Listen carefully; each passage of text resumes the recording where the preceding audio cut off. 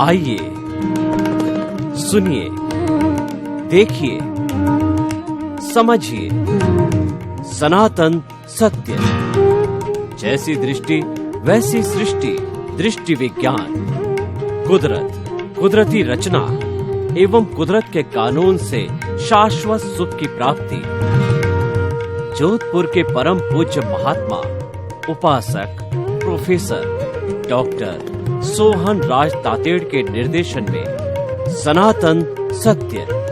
जैसी दृष्टि वैसी सृष्टि, दृष्टि विज्ञान।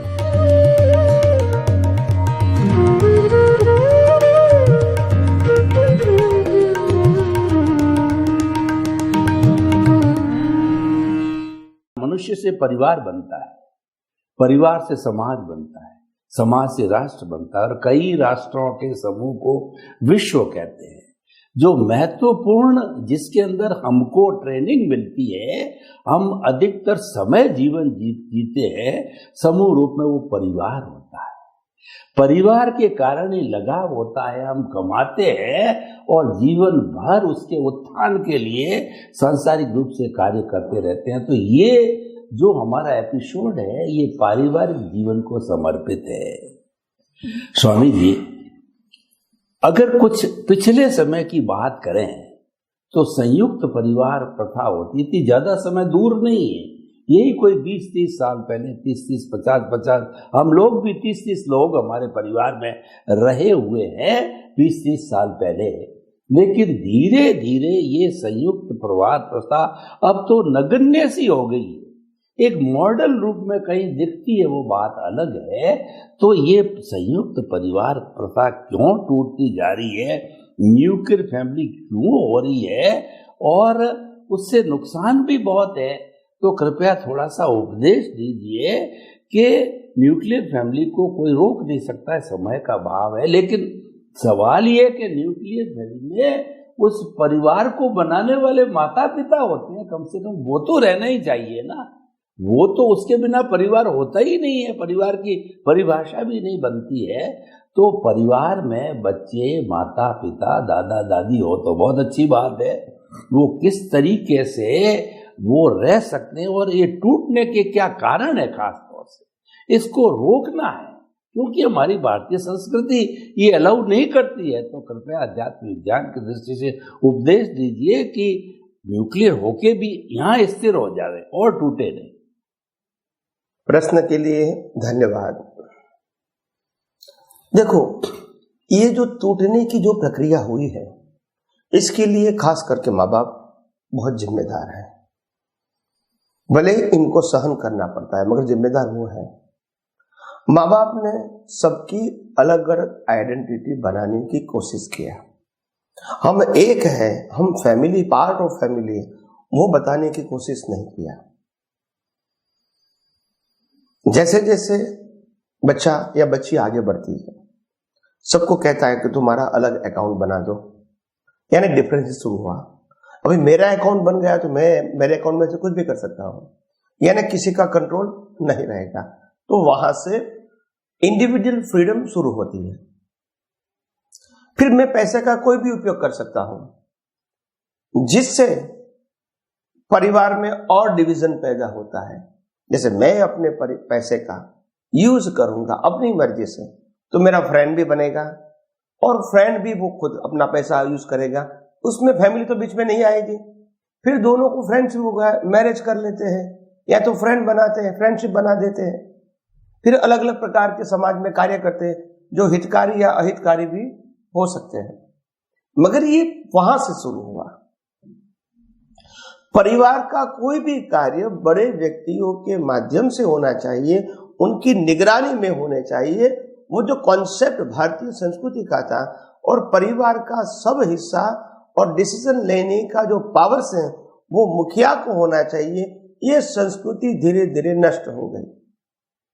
और इसीलिए बड़े व्यक्ति की निगरानी में होना, ये सब्जेक्ट खत्म हो गया और धीरे धीरे लोग फ्रीडम महसूस करने लगे। और फ्रीडम होती है तो स्वाभाविक होता है गलतियां होती रहेगी, क्योंकि आपके कार्य के ऊपर किसी की नजर नहीं है तो आप धीरे धीरे स्वच्छंदी बन जाते हैं। नुकसान भी होता है तो किसी को नहीं बताओगे, फंस भी जाओगे तो एकदम नहीं बताओगे, जब बहुत कुछ बड़ा हो जाता है तो बताएंगे भी हम पैसे फंस गए। माँ बाप को भी दुख होता है, मगर क्या करें, क्योंकि आप उनकी निगरानी में रह के इस प्रकार से फंसे हुए नहीं है।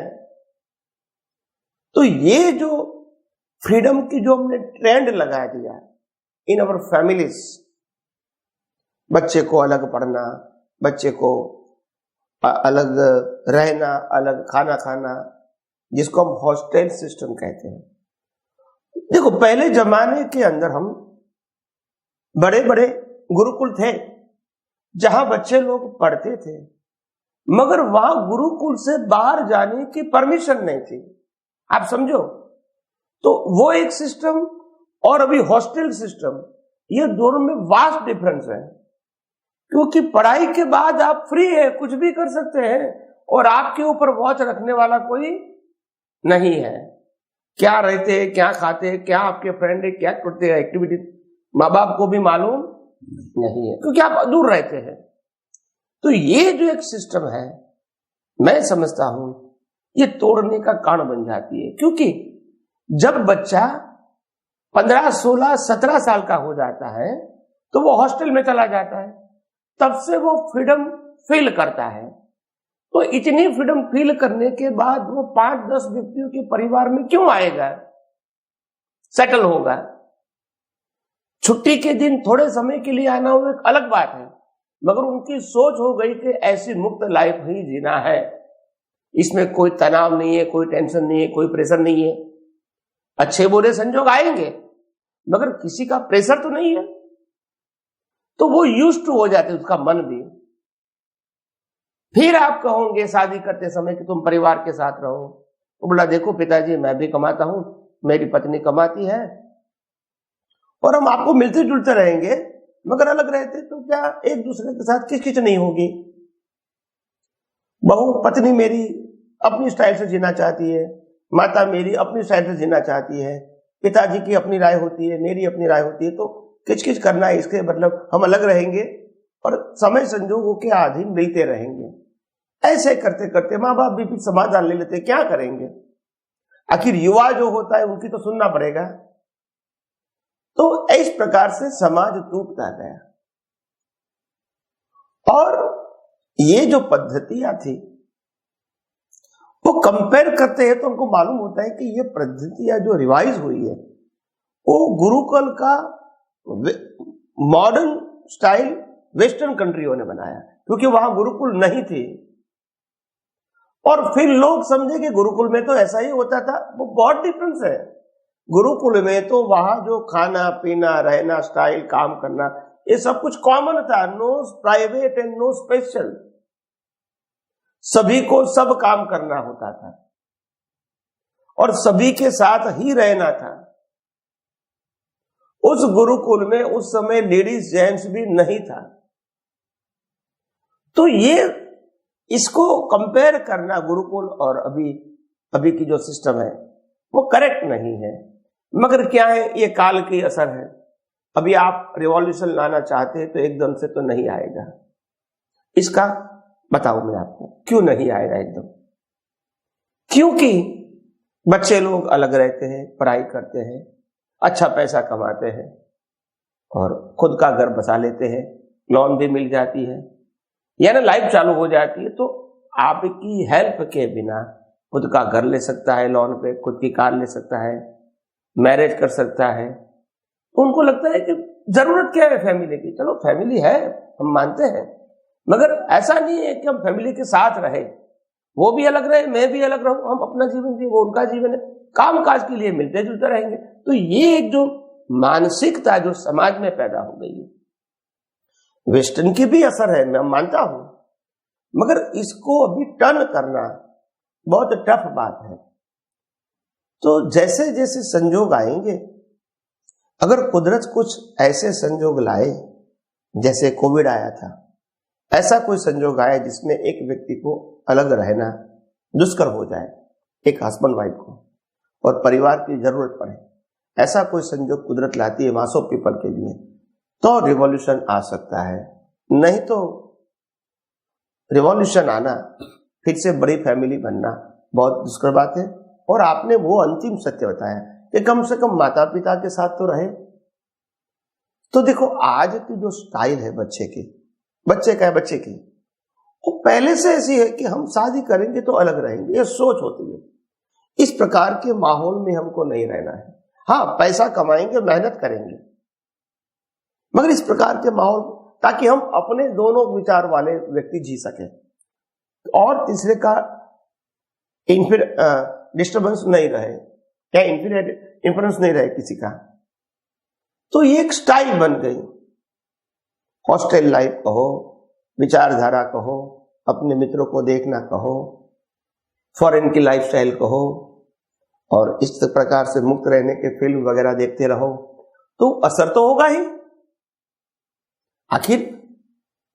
आखिर समाज में जो दिखता है उसी की तो असर होती है। तो ये भले ही अच्छा लगे या न लगे, अभी एक माहौल बन गया। क्या बन गया? माहौल। और इसीलिए मैंने कहा था कि इस माहौल के अंदर माता पिता को तो फ्रेंडशिप की तरह रहना चाहिए, जरूर रहते तो गाइड करो, नहीं तो फिर वो अपनी तरह रहने का सीख जाए। जैसे एग्जाम्पल दूं, माँ बाप को यह समझना है कि आफ्टर रिटायर मेरे को स्वस्थ रहना है। जैसे आप विदेश में जाओगे, यूएसए, कनाडा, यूरोप में, तो वहां 80-90 साल तक भी वो गाड़ी चलाते हैं, ताकि वो अपना शॉपिंग करेंगे, घूमने जाएंगे और पैसे का यूज कर सकेंगे। भारतवर्ष में क्या है, 65, 70 के बाद वो लगता है कि मैं अकेला जी ही नहीं सकता हूं। न मेरे को कार आती है, न कोई प्रॉब्लम फेस करता हूं, न मैं अकेला घूमने जा सकता हूं अपनी गाड़ी से, प्लेन करके, ट्रेन करके। ऐसी एक मानसिकता है। ये युवा होता है तो अच्छा लगता है। ये मानसिकता में से अगर भारतवर्ष के खास करके जो सीनियर सिटीजन लोग हैं, अगर वो बाहर निकले और कहे कि एक जीवन था हमारा जो खेलने का था, दूसरा जीवन था हमारा पढ़ाई करने का, तीसरा जीवन था हमारा पैसा करने का, पैसा कमाने का, चौथा जीवन था हमारा फैमिली लाइफ। अभी हमारा जीवन रिटायर होके हमको अभी इस प्रकार से जीवन जीना है, ताकि हम जीवन के अंत तक हमारा उत्साह बना रहे। तो हमको after senior citizen, after retired, हमको जीवन जीने का उत्साही रास्ता ढूंढना पड़ेगा। एक्टिविटीज, घूमना फिरना, देखना, आप समझे ना, एज अ टूरिस्ट धार्मिक स्थल पे जाओ, नेचुरल प्लेस पे जाओ, और कोई जगह पे जाओ, मतलब हम जा सकते, कर सकते, अपने पैसे का उपयोग कर सकते, ऐसा महसूस होना चाहिए, तभी लाइफ रहेगी। सिर्फ आप कहो कि बच्चे करेंगे वही मैं जीऊंगा, तो फिर आप डिपेंडेंट हो जाओ, फिर वो लाइफ निकल तो जाएगी, मगर निकालना वो भारी हो जाता है, क्योंकि हर बात में डिपेंडेंट, हर बात में डिपेंडेंट। तो ये नहीं होना चाहिए। तो मेरा कहने का मतलब ये है कि हम अभी तक तो जिम्मेदारी के साथ जीते थे, अभी आप सबको बड़ा कर दिया, शादी करवा दिया, आप भी पैसे कमाते हैं, अभी हमको हमारी तरह जीने दो। हमने आपको बड़ा करने के लिए जो मेहनत किया था और हमारी फर्ज भी थी, तो हमको जब जरूरत होगी तो आप में हमको हेल्प करना, नहीं तो हम अपनी तरह जी रहे हैं, ठीक है, परिस्थितियों के अधीन, और आपकी तरह जियो। मगर उत्साह बना रहना बहुत इंपॉर्टेंट है। 75, 80, 85 तक भी हमारा जीवन जीने का उत्साह बना रहना चाहिए। अगर उत्साह टूट गया तो फिर जिंदा है, फिर भी जिंदे नहीं है, क्योंकि फिर आपका जीवन टोटल डिपेंडेंट हो जाएगा। ऐसा न होवे, ऐसी मानसिकता, ऐसे आश्वास्य और एक पैसा भी अपने पास होना चाहिए। मैंने बहुत सारे लोगों को व्यवहार में सलाह भी दिया है कि कभी बच्चा बच्ची को मिल्कत देने की जिंदा जीवन कोशिश मत करो। ये ब्लंडर है, ब्लंडर समझते हैं, मिस्टेक नहीं समझता हूं।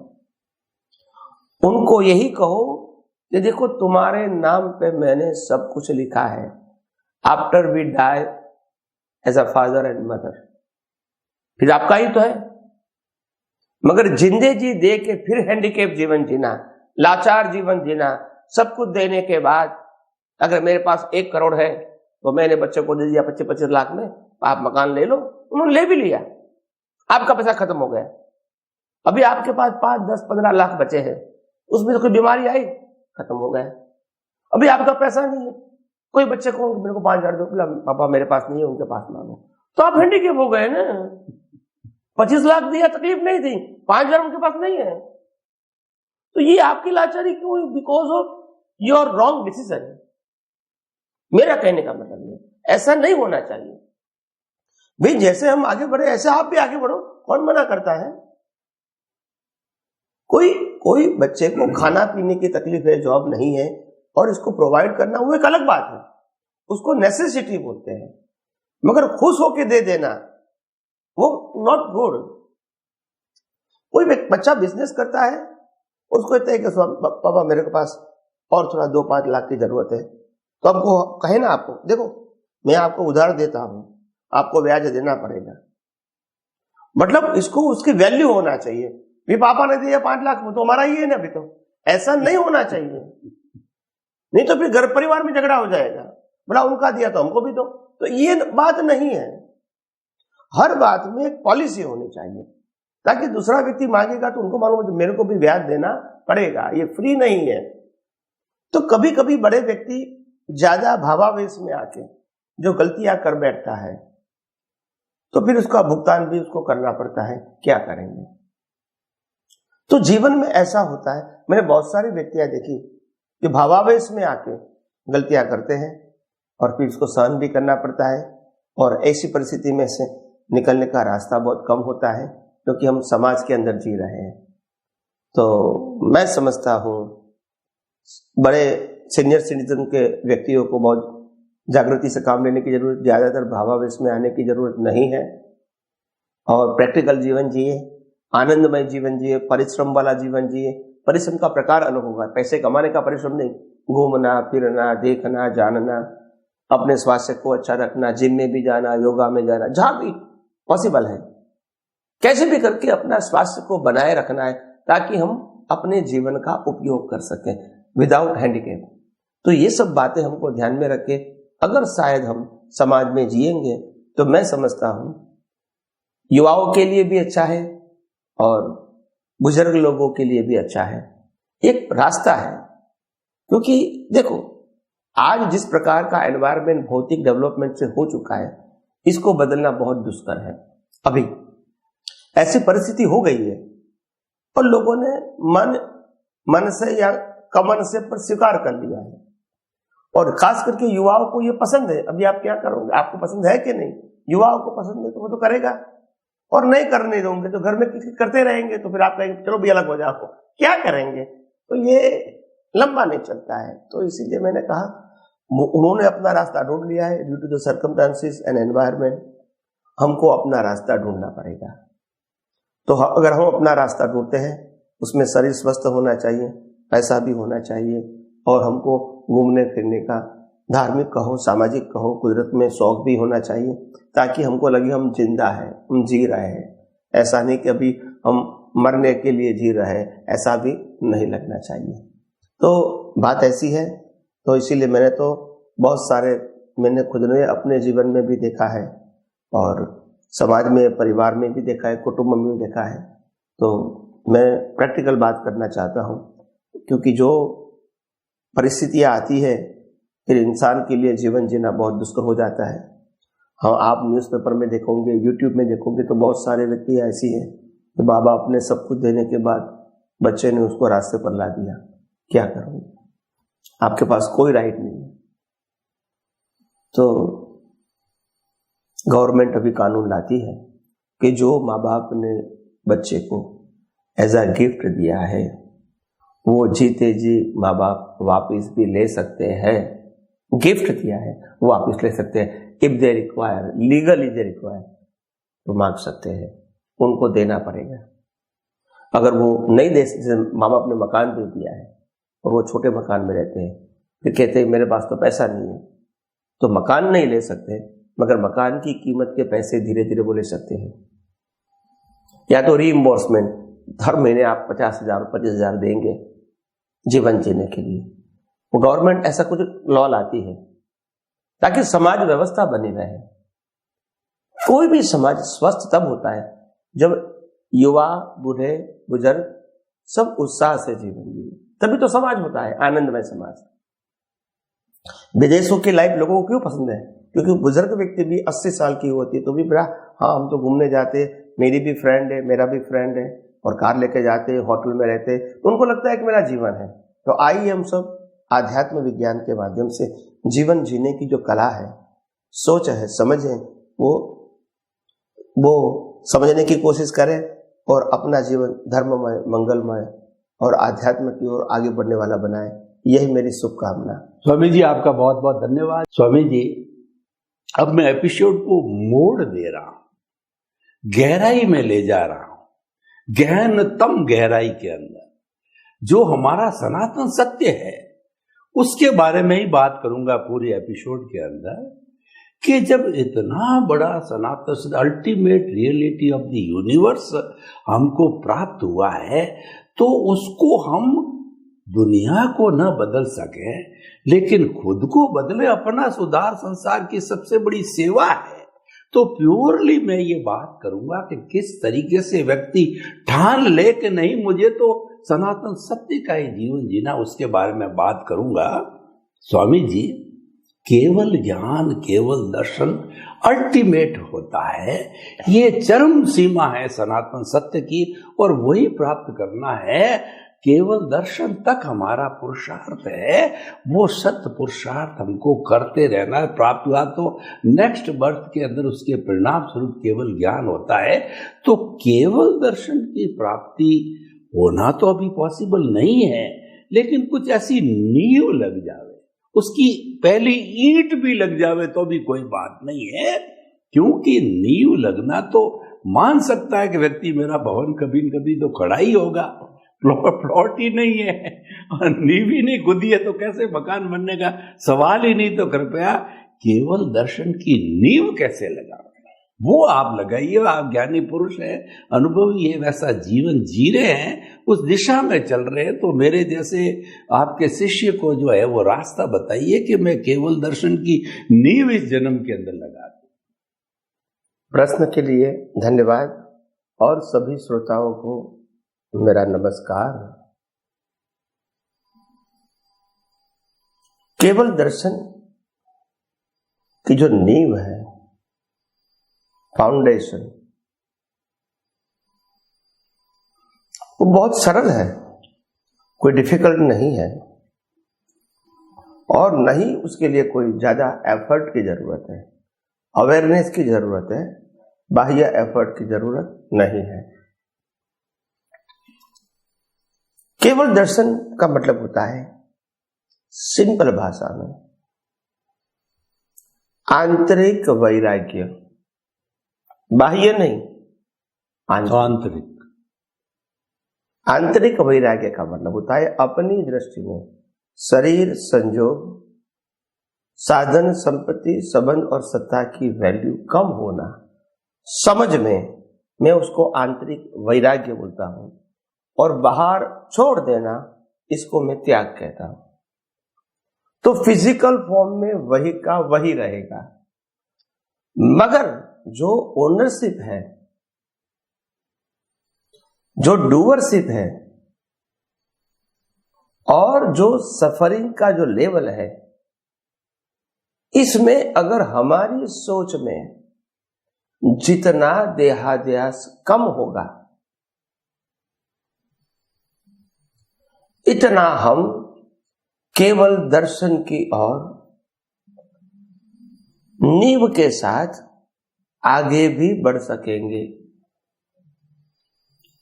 क्योंकि केवल दर्शन ये कोई प्राप्ति या त्याग का मार्ग नहीं है, प्राप्ति भी नहीं है, त्याग भी नहीं है। केवल दर्शन का मतलब होता है दुनिया के सनातन सत्य जो मैकेनिकल फॉर्म में साइंटिफिकली चलता रहता है, उनमें हमारा शरीर और जीवन भी इंक्लूड हो गया। ऐसे मैकेनिकल लाइफ को, साइंटिफिक सर्कमस्टेंशियल एविडेंस के लाइफ को अगर हम चेतन की वैल्यू समझ के अवस्थाओं को पास होती देख सकते हैं, कुदरती रचना के रूप में देख सकते हैं, कुदरती कानून से बनी है ऐसा देख सकते हैं, और 6 तत्वों से बनी हुई है ऐसा देखते हैं, तो मैं समझता हूं कि केवल दर्शन की ओर फाउंडेशन के साथ आगे बढ़ने में कोई कठिनाइयां नहीं हो सकती है, क्योंकि उसमें बाह्य कोई परिवर्तन की बात ही नहीं है। और दूसरी बात, केवल दर्शन और केवल ज्ञान के लिए बाह्य कुछ परिवर्तन करना वो कंडीशन भी नहीं है, क्योंकि बाहर जो था है और रहेगा वो तो कुदरत का है, और कुदरत के तहत त्यागा क्या, दिया भी मैंने था, आपने मेरे को वापस दे दिया, तो ये कोई अचीवमेंट नहीं है आपका। ठीक है, वैराग्य भाव से आपने मालिकी भाव खत्म कर दिया त्याग में, वो अच्छी बात है, मगर उससे आत्मा से क्या मतलब है? तो कहने का मतलब वस्तु का त्याग करना और मालिकी भाव छोड़ना, उसमें बहुत अंतर है। देखो, एक व्यक्ति 25 लाख का मकान छोड़ के वैराग्य लेता है। आज इनको दीक्षा लिए, त्याग किए, संन्यास लिए 25 साल हो गया। अभी 25 साल के बाद कोई उनको पूछेंगे कि आपका तो जीवन अभी तो साधु जैसा, सन्यासी जैसा हो गया है, और आपके जीवन में आपने क्या कुछ किया था, क्या कुछ पाया था? तो वो व्यक्ति बताएंगे, मैंने अभी 2 करोड़ का मकान छोड़ के आया हूं। क्या बताएगा? 2 करोड़ का मकान छोड़कर। उस जब छोड़ा था तब कितना था? 25 लाख। और अभी क्या हो गया? 2 करोड़। 2 करोड़। तो जो व्यक्ति को मार्केट प्राइस मालूम है वो वैरागी कैसे है? नहीं समझ में आया। अंदर से जोड़, बिजनेसमैन वाला को मार्केट वैल्यू होती है कि त्यागी को होती है? अंदर बिजनेसमैन बना हुआ है, तो फिर वो मुक्ति के मार्ग में कैसे आगे बढ़ेगा? तो कहने का मतलब कंडीशन ये है कि भी हमको तो अंत में वैल्यू 0 करना है, बाहर बढ़े या कम हो कोई मतलब नहीं है, क्योंकि वैसे भी तो कुदरत की है, ये तो पुण्य के आधार से भुगतान के लिए दिया था। 2 करोड़ की जगह उसको 0 कहना चाहिए। हाँ, नहीं मतलब मेरा था नहीं, मेरा है नहीं, मेरा रहेगा नहीं, और जो मेरे पास था वो मैंने परिवार को दे दिया, क्योंकि मैं सन्यासी के मार्ग में आगे बढ़ना चाहता था।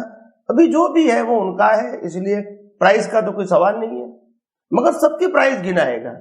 जब गोल्ड की प्राइस 25 साल पहले अगर 5,000 रुपया होगा, आज 50,000 होगा, तो 50,000 की प्राइस बताएंगे, इतना गोल्ड में छोड़ के आया है। तो बात यह है, तो इसीलिए कहा कि ये जो वैराग्य है और त्याग है वो समझने की जरूरत है। त्याग तो किया मगर वैराग्य नहीं। वैराग्य का मतलब वैल्यू 0 करना, और त्याग का मतलब छोड़ना विथ वैल्यू। तो ये बात हमको समझना पड़ेगा। तो आध्यात्म में आगे बढ़ने के लिए जो केवल दर्शन की बात हुई, केवल दर्शन के मार्ग में हम कैसे फाउंडेशन के साथ आगे बढ़े, तो हमको सनातन सत्य जो कुदरती कानून और कुदरती रचना के ऊपर आधारित है वो फंडामेंटली समझना पड़ेगा, जागृति में रखना पड़ेगा, और धीरे धीरे धीरे कुदरत की सभी वैल्यू को हमको अपनी दृष्टि में 0 करना पड़ेगा। त्याग की जरूरत नहीं है, ताकि कोई भी चीज अगर आके चली भी जाती है व्यक्ति के रूप में, वस्तु के रूप में, साधन के रूप में, संपत्ति के रूप में, तो भी हमको दिक्कत नहीं होना चाहिए, क्योंकि आई है ही जाने के लिए। मेरा जन्म भी मृत्यु के लिए ही हुआ है, उसमें कोई तो चॉइस भी नहीं है। तो धीरे धीरे हमको सनातन सत्य जो कुदरत यानी 6 तत्व, कुदरती कानून यानी पूरे विश्व के लिए समान है, और इससे बनी हुई कुदरती रचना जो भी 5 इंद्रियों से अनुभव में आता है वो सब कुदरती रचना है। ये सब कुछ हमको यथार्थ रूप में समझना पड़ेगा। इसके बाद हम केवल दर्शन के मार्ग पे अवश्य जरूर आगे बढ़ सकते हैं।